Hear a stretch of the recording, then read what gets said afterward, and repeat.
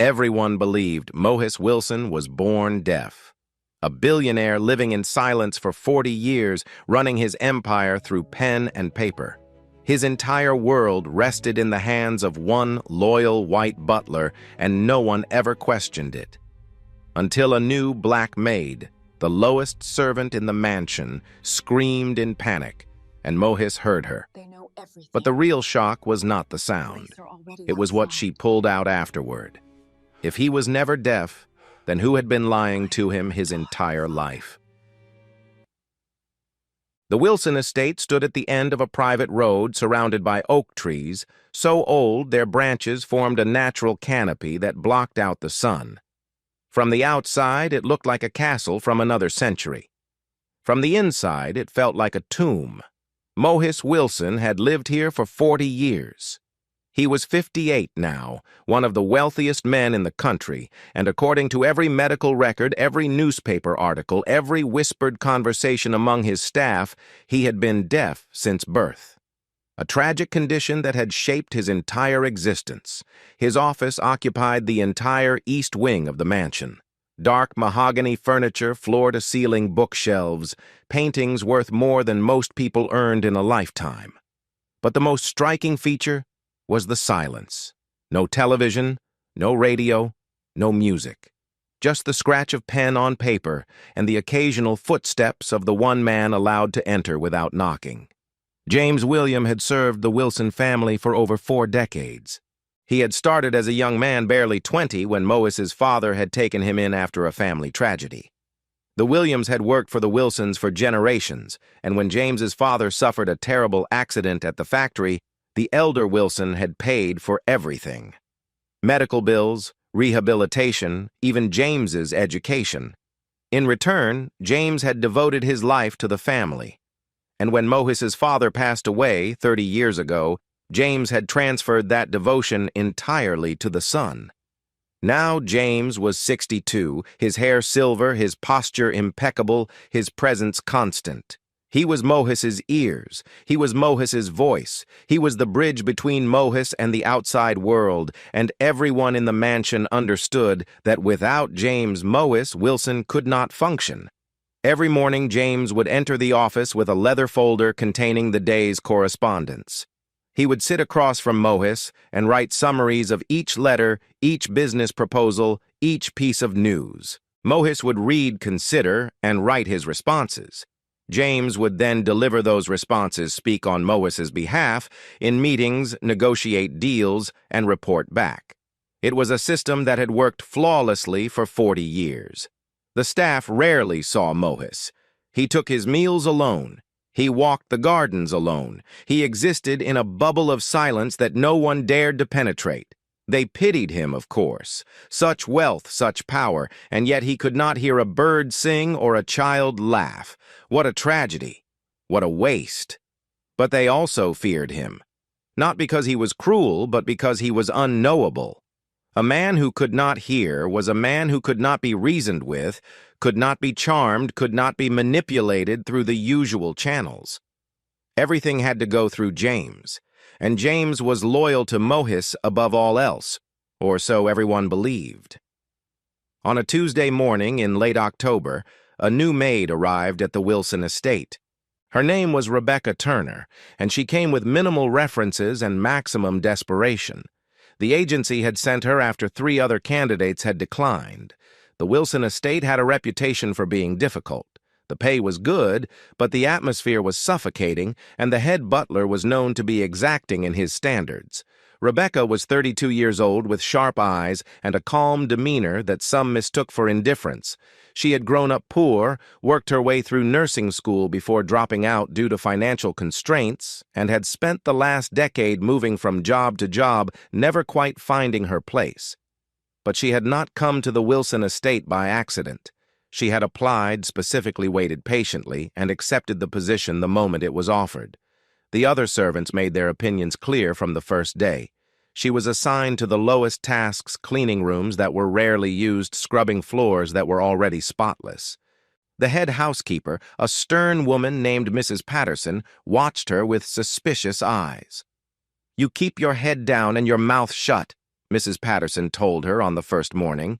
"Mr. Wilson is not to be disturbed. If you see him, you leave the room immediately. You do not speak to him. You do not look at him. Is that understood?" Rebecca nodded, but she did not lower her eyes. In the days that followed, Rebecca observed everything. She noted how James controlled the flow of information, how he decided which letters reached Mohis and which were discarded. She noticed how the other staff members deferred to James as if he were the true master of the house. And she watched Mohis from a distance, the lonely figure who wandered through his own home like a ghost. One afternoon, Rebecca was cleaning the library when Mohis entered unexpectedly. She should have left immediately as instructed. Instead, she continued dusting the shelves, her back to him, speaking softly to herself as she worked. "These books haven't been touched in years," she murmured. "Such a waste. All these stories just sitting here collecting dust." She was not speaking to Mohis. She knew he could not hear her. But something about the silence in that house felt oppressive, and she refused to let it swallow her, too. Mohis watched her from across the room. He had seen many servants come and go over the years, and they all behaved the same way. They avoided his gaze. They moved quickly and quietly, treating him like a fragile object or a dangerous animal. But this woman was different. She moved at her own pace. She spoke as if the silence meant nothing to her. She did not seem to pity him, and she did not seem afraid. He found himself returning to the library more often after that, not to read, but to observe her. She never acknowledged his presence directly, but she never fled from it either. It was the strangest interaction he had experienced in decades, and he did not know what to make of it. 2 weeks after Rebecca's arrival, everything changed. Mohis had received news that morning delivered through James as always. A major business deal had fallen through. A partnership he had been building for years gone in an instant. James had written the explanation carefully, citing market conditions and unfortunate timing, but Mohis knew there was more to the story. There was always more to the story. That evening, alone in his private study, Mohis felt the rage building inside him. 40 years of isolation, 40 years of receiving the world secondhand, 40 years of trusting one man to tell him the truth, and what did he have to show for it? An empire he had never truly controlled. A life he had never truly lived. His eyes fell on a porcelain vase that had belonged to his mother. It sat on a pedestal near the window, delicate and priceless. Before he could think, he grabbed it and raised it above his head, ready to smash it against the floor. Rebecca had been cleaning in the adjoining room. She heard the crash of furniture being shoved aside and rushed in without thinking. "Stop!" The word tore from her throat before she could stop it. A raw, instinctive scream. Mohis froze. His arms were still raised. The vase was still in his hands, but his head had turned toward the sound. His eyes were wide, not with anger, but with something else. Confusion. Recognition. Fear. Rebecca stood in the doorway, her heart pounding. She had seen his reaction, the way his body had responded to her voice, the way he had turned toward the sound as if pulled by an invisible force. That was not the reaction of a deaf man. For a long moment, neither of them moved. Mohis lowered the vase slowly, his hands trembling. He placed it back on the pedestal with exaggerated care, then turned to face Rebecca fully. She expected him to dismiss her, to pretend nothing had happened, to call for James and have her removed from the estate. Instead, he stared at her with an expression she could not read. It was the look of a man who had just discovered a crack in the walls of his prison. That night, after the house had gone quiet and the staff had retired to their quarters, Rebecca found a note slipped under her door. The handwriting was elegant but shaky, as if the writer's hand had been unsteady. The note contained only 5 words. "What do you know about me?" Rebecca read it twice. Then she folded it carefully and placed it in her pocket, next to the photograph she had carried with her since her father's funeral. A photograph of a young medical technician standing outside a private hospital, smiling at the camera, unaware that his life was about to be destroyed. She had waited years for this moment. Now it had finally come.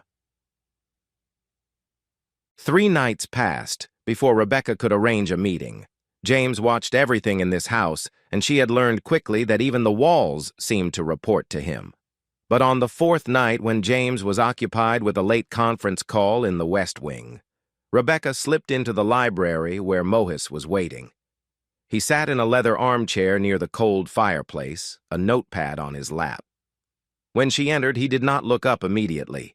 He was still processing what had happened, still trying to convince himself that he had imagined it, that his reaction to her scream had been coincidence, that he was, as he had always been told, completely deaf.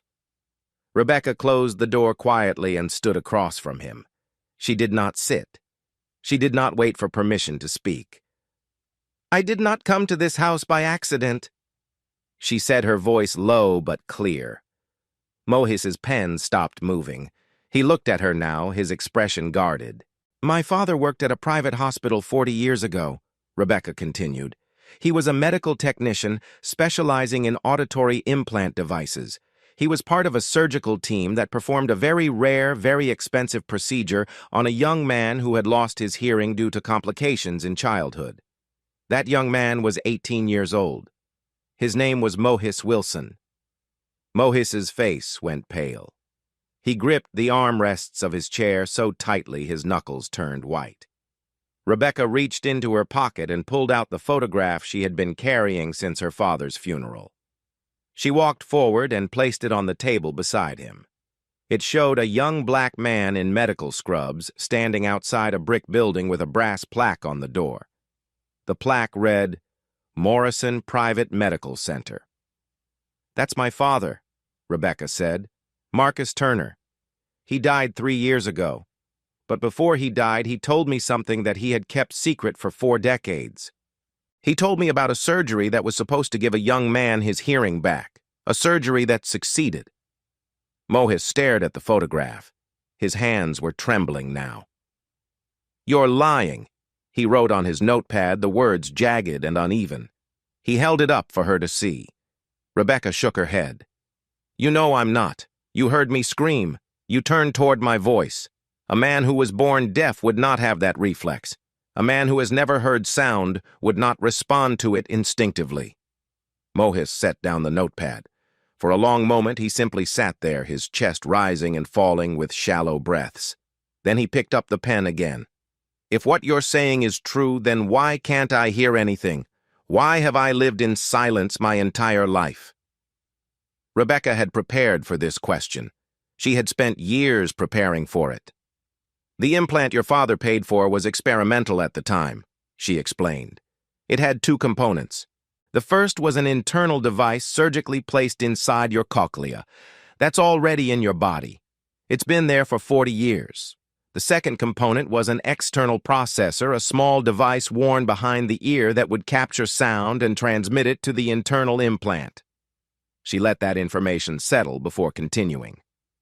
"Without the external processor, the internal implant can only pick up extremely loud sounds. Thunder, explosions, a scream at close range. But normal conversation music, everyday noise, those would be impossible to hear." Mohis's eyes widened with sudden recognition.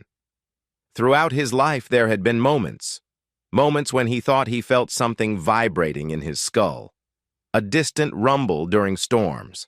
A strange sensation when cars passed too close on the rare occasions he left the estate.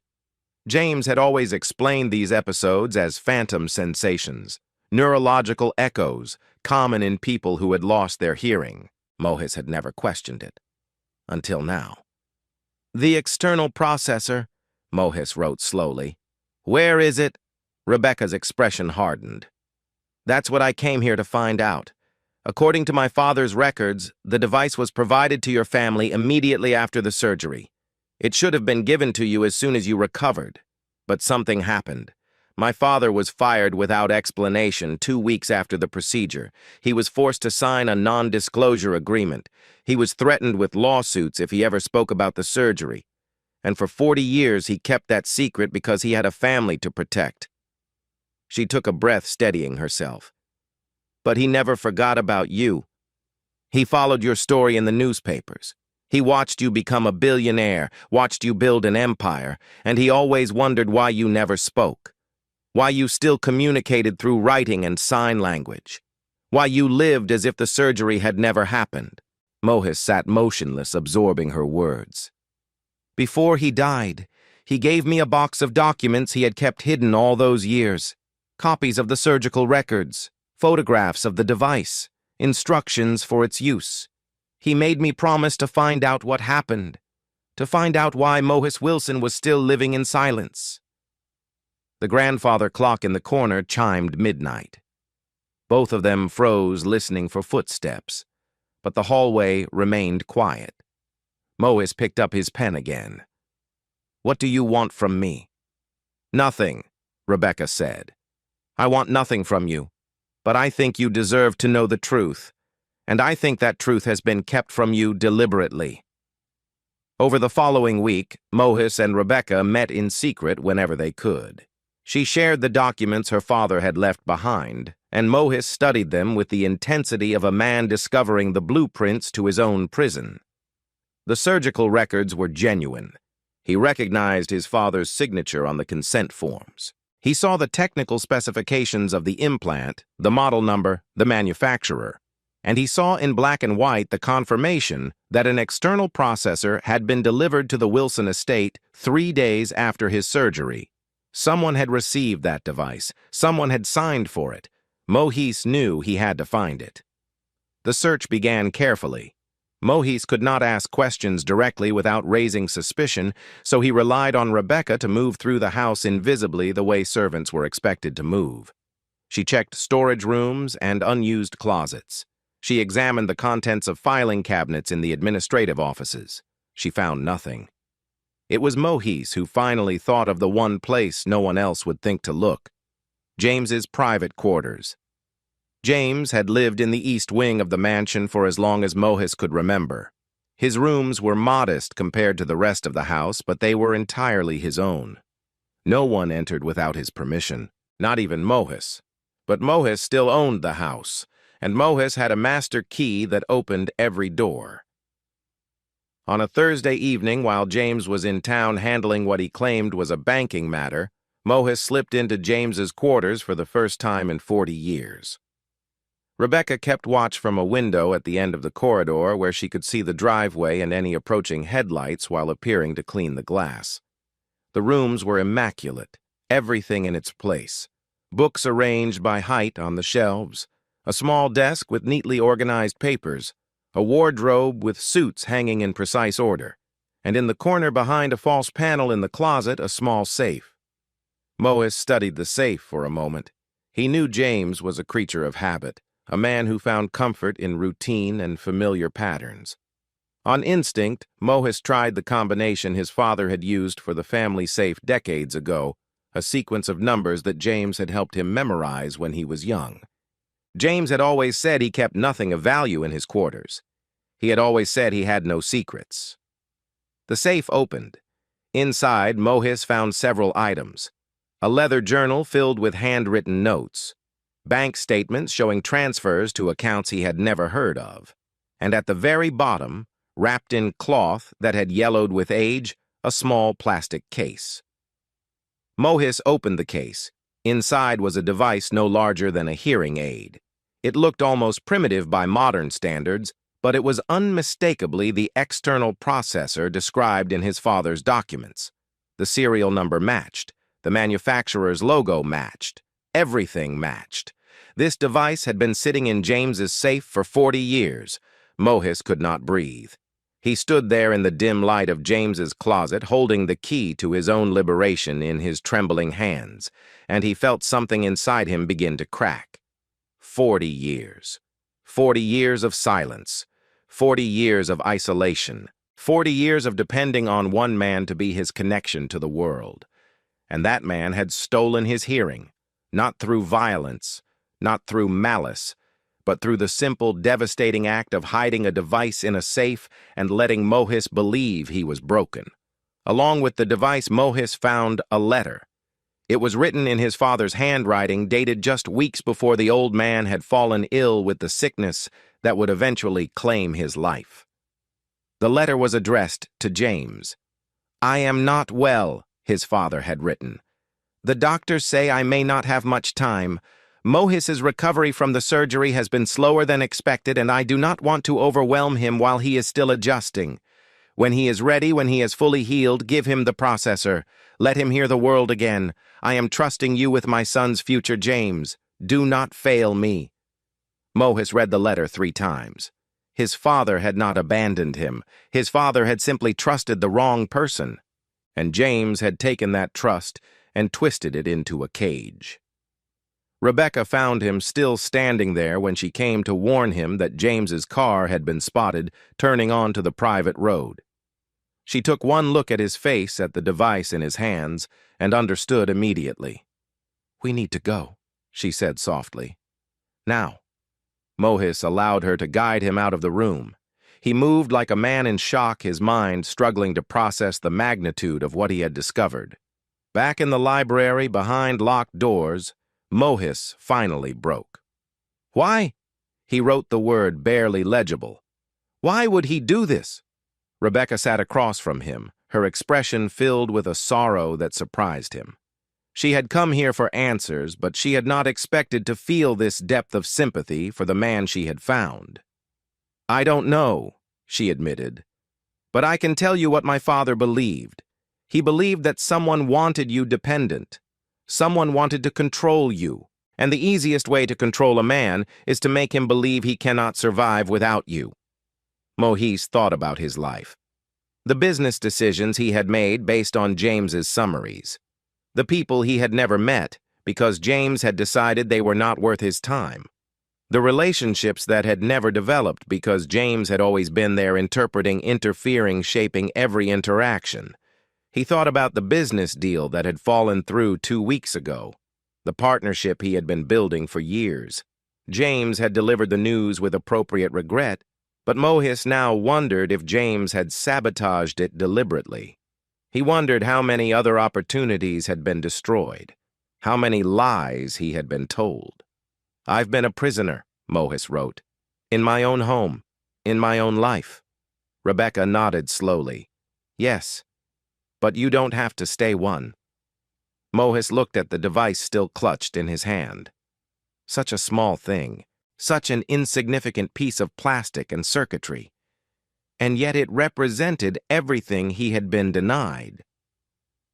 "If I had never screamed that night," Rebecca said quietly, "you would have died without ever knowing the truth."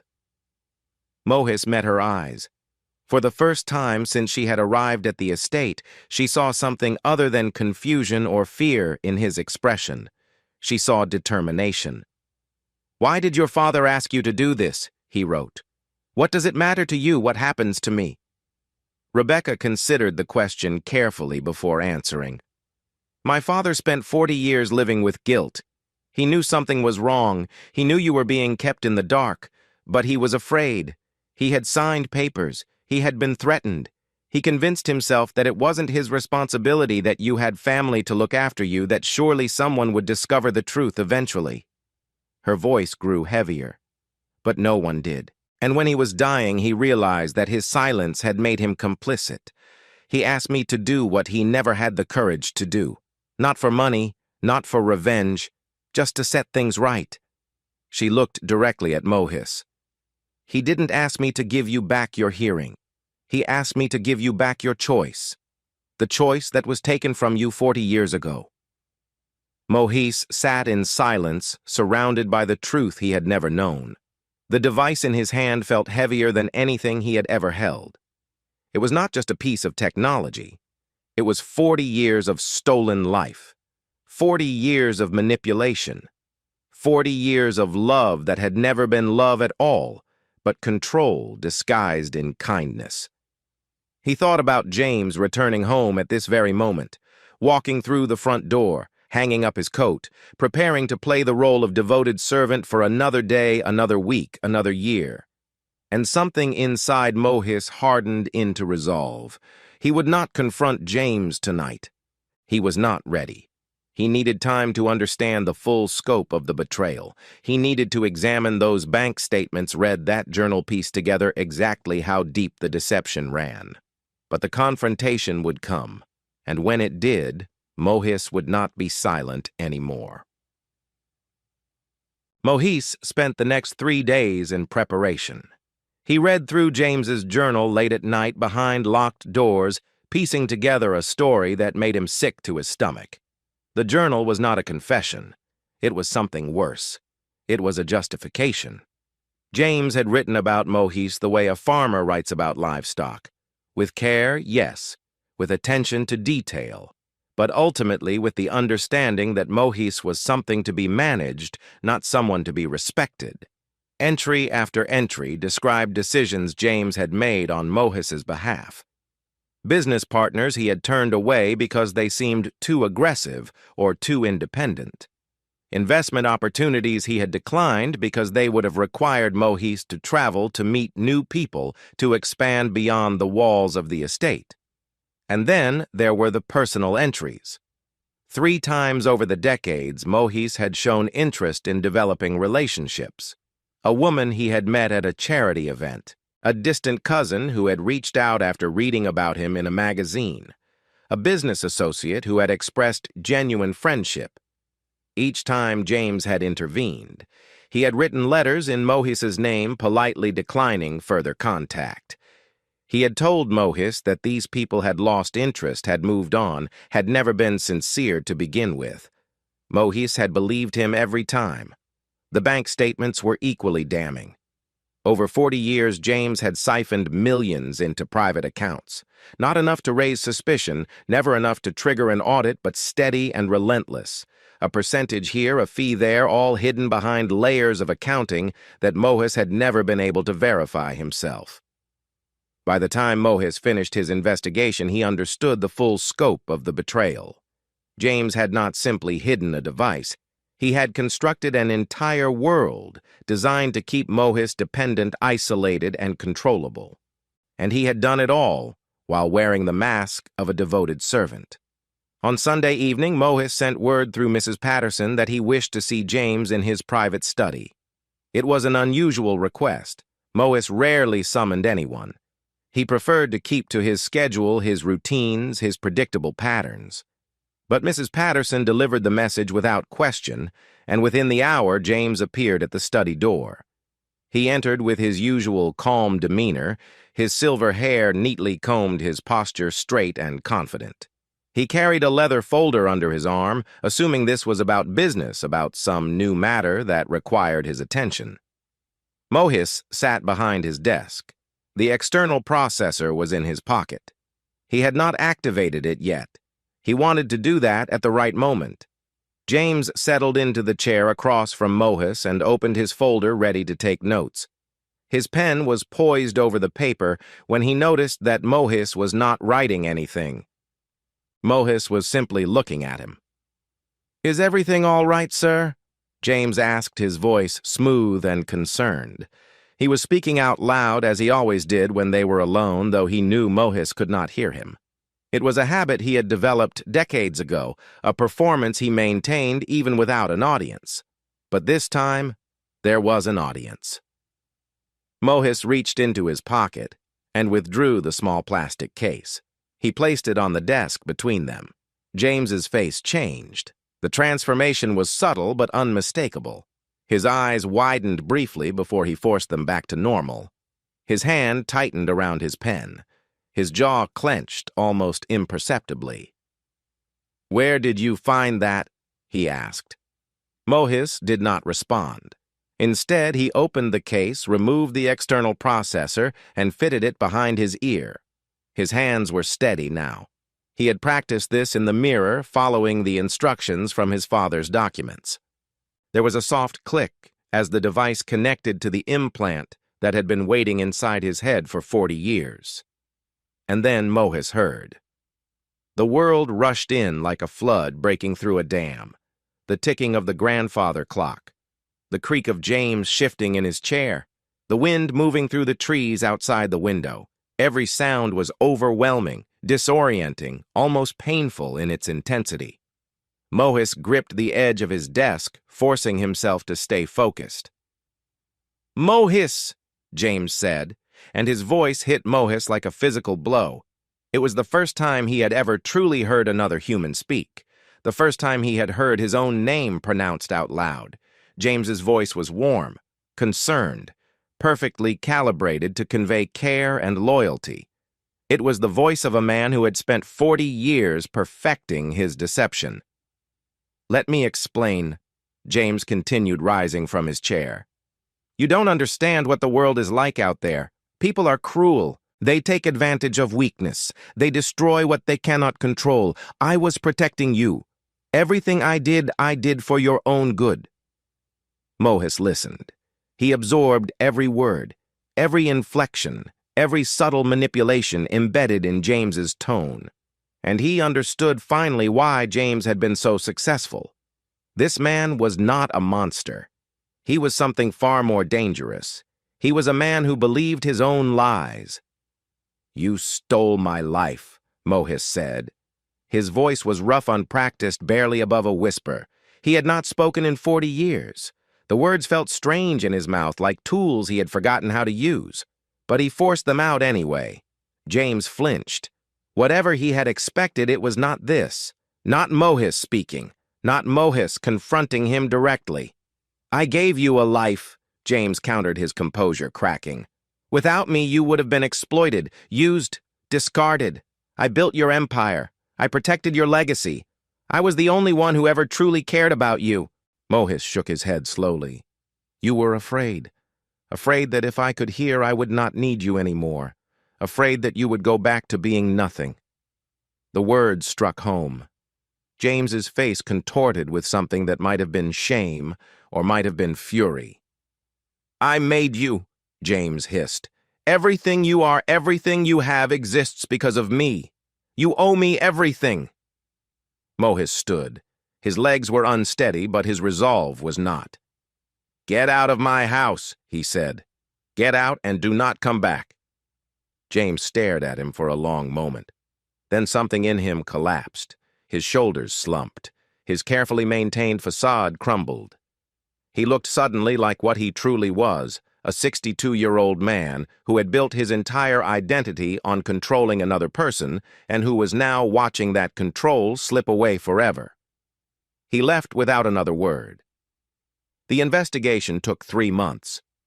Mohis hired forensic accountants, lawyers, and private investigators. They uncovered everything: the embezzled funds, the sabotaged business deals, the forged letters that had driven away everyone who might have become part of Mohis's life.